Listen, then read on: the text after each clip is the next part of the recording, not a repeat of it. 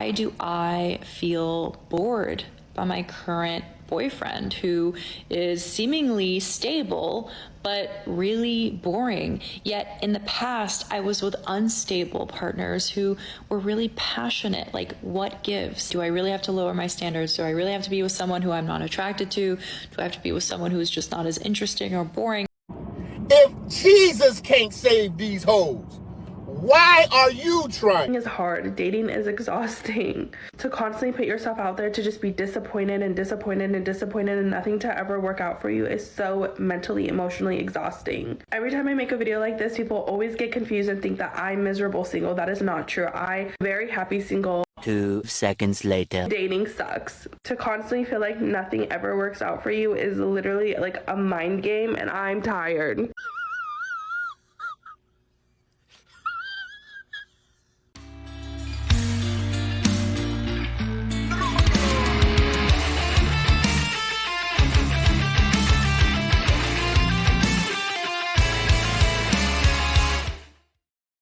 Ladies and gentlemen, welcome back to the channel. Give me the sit rep, and can you guys guess what today's video is about?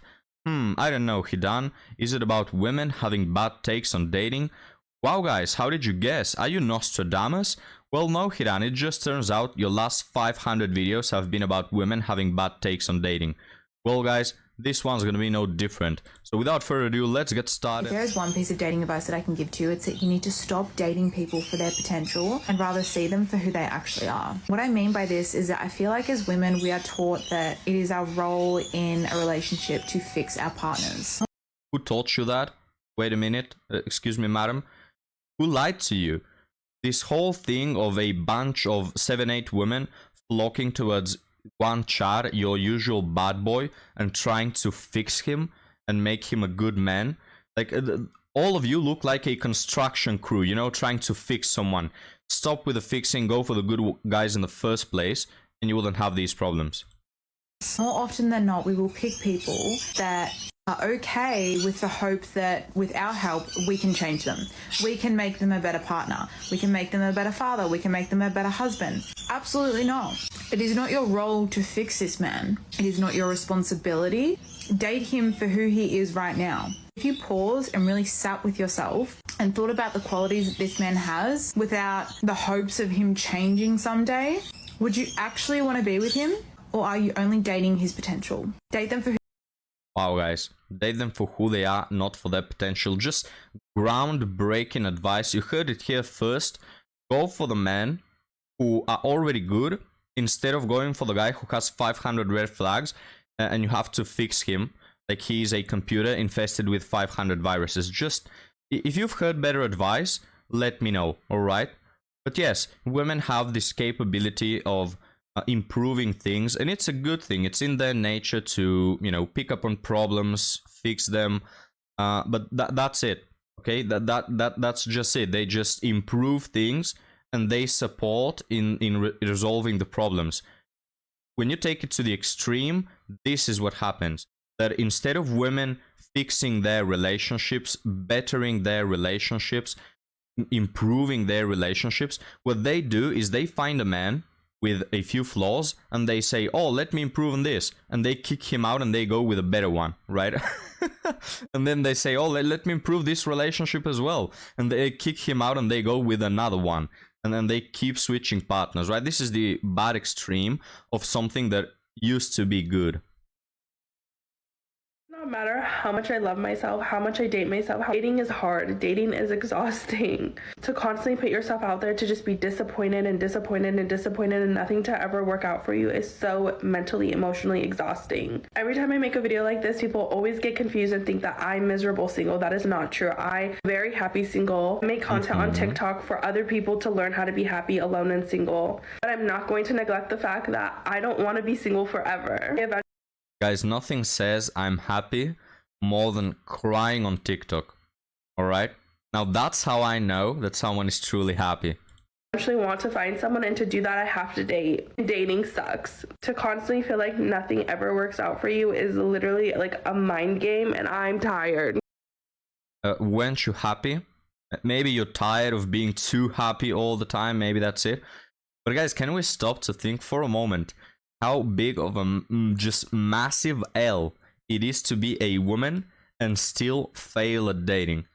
Like, this is just, you have all the options, okay? Life has set you in such a way that you can choose your partners. You can decide when to spread your legs. You can choose whom to date and whom to dismiss, and you have this constant demand for you. You don't need to do anything to achieve that, all right?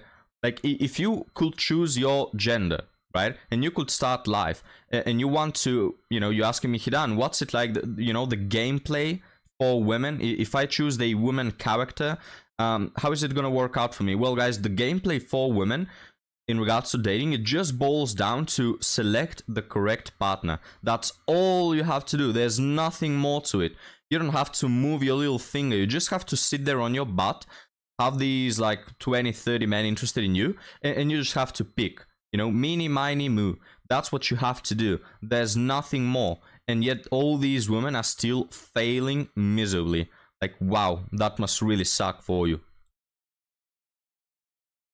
But now, guys, let's move on to our last TikTok. The caption says, "Are the good ones boring when you prefer chemistry over connection?" So this woman must be Dmitry Mendeleev, because she really loves her chemistry. And I'm going to ask you to stop playing the tiny violin, because we're in for a cringe festival. Let's get started. I just came back from the Beacon Theater tonight, where I saw Esther Perel give a beautiful, immersive experience on the future of relationships. And there was a answer that she gave to an audience member's question that left us gasping. Basically, the question was, why do I feel bored by my current boyfriend who is seemingly stable but really boring? Yet in the past I was with unstable partners who were really passionate. Like, what gives? And I know this is a fear that a lot of my clients have. They come to me and they say, do I really have to lower my standards? Do I really have to be with someone who I'm not attracted to? Do I have to be with someone who's just not as interesting or boring? And the answer is like yes and no. But before we continue, I just want you to know that this is what they think of you, right? She said it herself.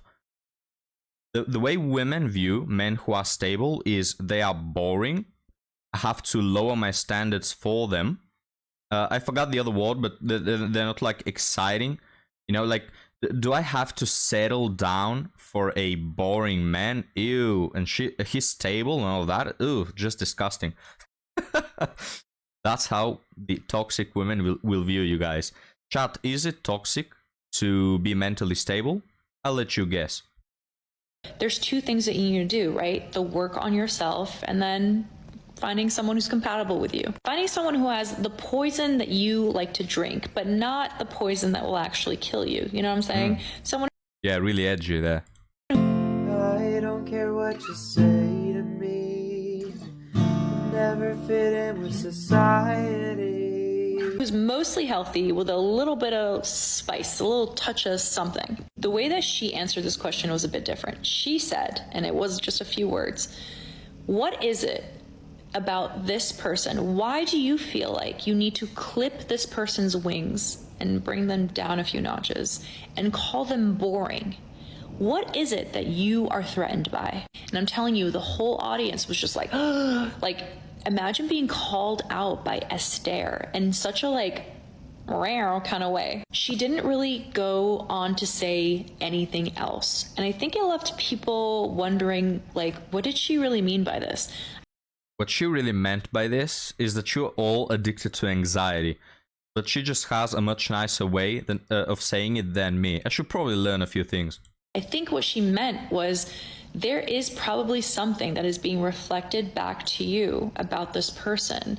And it's just easy for you to dismiss them as boring, or maybe they're not challenging you enough, or maybe you want different things, right? Think about Aiden and Carrie. Carrie was always saying things like, well, Aiden loves to be at the cabin and he likes to sit at home watching, movies and eating KFC, and I want to go out and I'm a city girl. And that was enough for her to say, this man's boring and we probably don't want the same things. But she never really asks herself the hard questions, like, what is it about Aiden that makes her so unsure about him? He's stable, he's consistent, he's persistent, right? but there's something about that she doesn't like, and yet she begs people like Big to show up in those ways. So basically, you need to ask yourself, in what ways am I diminishing my partner and not seeing their actual value in this relationship? And in what ways am I not allowing myself to level up? It's self-sabotage, right, guys? This is why I've mentioned on the channel that some of these women, and there's this meme I use, if Jesus can't save these women, what makes you think you will? Because it's true, because God himself can appoint the perfect man for some of these ladies, and they will still sabotage the relationship and find the first way out, right? There are just some women who are unable to date, their mental state doesn't allow for it, right? And of course you have all the comments of the boss babes, this has happened to me, he's boring, he's uninteresting, I don't feel excited, and all of that. And there is this one comment, it's from a man of course, and he says, you are bored because you think there's something more out there. The problem is that there will always be something more out there. And this is absolutely true. That these women, guys, they find one guy, and the moment he commits, it's over, right? And the best thing is, these women say, I want adventure. There were a lot of comments like this. I just want excitement. I want the passion, burning passion. I want adventure and all that. I don't know, like they are Indiana Jones or something. The best part is they say, these guys, you know, they just go out and work and go back home. They want to watch TV. They want to relax. They want to read a book. It's just so uninteresting. I want the passion. And then, guys, what they settle for is these chads that don't bring any adventure. Mind you, what they do, the adventure boils down to getting them pregnant and leaving, or pumping them, right? That's the adventure, guys. Like, this is what these women are trading. They're trading a man who goes back home and wants to have his space and his peace, and they trade him for a guy who won't commit, who uses them as S3 actual dolls, and who will probably get them to be a single mother and leave. This is the adventure. Wow, so adventurous, so exciting. The type of adventure is the toxicity, alright?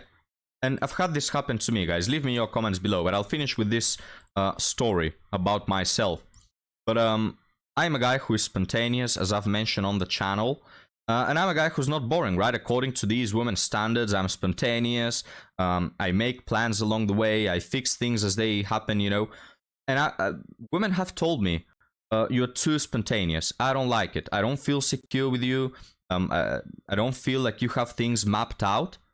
Yet, at the same time, they want you to be exciting and adventurous. It's like they want you to have everything mapped out, but in a spontaneous way, if that's possible, which is not. They want you to be, at the same time, spontaneous and calm and relaxed and cold-blooded, you know, just everything's mapped out. But at the same time, that's boring and uninteresting, and you have to find a way to do it while at the same time being spontaneous and all that.